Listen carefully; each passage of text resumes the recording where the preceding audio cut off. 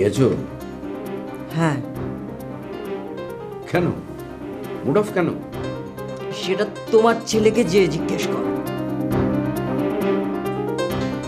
আবির কিছু বলেছে তোমাকে?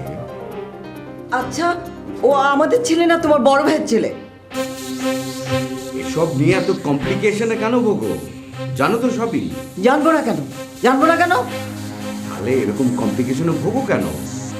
আচ্ছা, আমি আরিয়ানা তোমার জন্য কি যথেষ্ট না? তাহলে ওকে বলে দিও আমার সঙ্গে যেন মিসবিহেভ না করে।